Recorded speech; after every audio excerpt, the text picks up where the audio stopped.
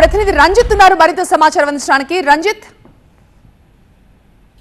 ప్రస్తుతం చోరీ చేసిన ముఠా అంతర్రాష్ట్ర ముఠాగా పోలీసులు అనుమానిస్తున్నారు.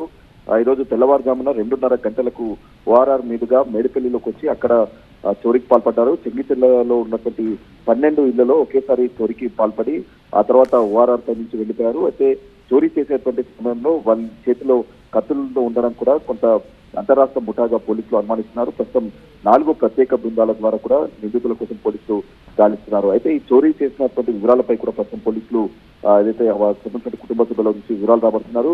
అయితే చోరీ చేసేటువంటి క్రమంలో కూడా నిన్న చెంగిచెర్లలో ఒక ఇంట్లో గోడ దూకి లోపలికి వెళ్ళినటువంటి క్రమంలో అక్కడ ఉన్నటువంటి వ్యక్తి అడ్డుకునేటువంటి ప్రయత్నం చేయగా ఒక్కసారి కత్తి పెట్టడంతో కూడా ఆయన లోపలే ఉండి పోలీసులకు సమాచారం అందించారు. పోలీసులు ఘటనా స్థలానికి వెళ్లే లోపే నిందితులు అక్కడి నుంచి కారుపై ఓఆర్ఆర్ వైపు వెళ్ళినట్టు గుర్తించారు. ప్రస్తుతం ప్రత్యేక బృందాల ద్వారా కూడా నిందితుల కోసం గాలిస్తున్నారు. అంతర్రాష్ట్ర దోపిడీ దొంగ ముఠాగా చెప్తున్నారు. వాళ్ళ మాట కాపరండి చూసి ప్రస్తుతం ప్రత్యేక బృందాల ద్వారా కూడా పోలీసులు నిందితుల కోసం గాలిస్తున్నారు.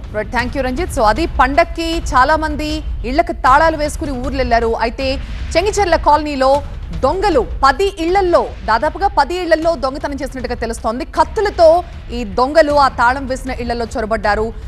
నగదు అలాగే నగలు లూటీ చేసినట్టుగా తెలుస్తోంది. ఒక్కసారిగా 10 ఇళ్లలో దొంగతనాలు జరగడంతో చుట్టుపక్కల కాలనీ వాసులంతా కూడా హడలిపోతున్నారు. ముందుగానే వీళ్ళంతా కూడా రెక్కీ నిర్వహించినట్లుగా ఈ దొంగతనం చూస్తే అర్థమవుతోంది.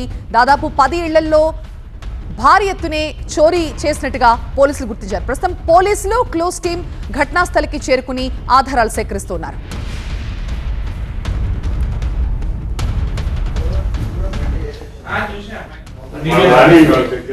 చూపించాలి అంటే ఆ వారి కట్టక్కలేదు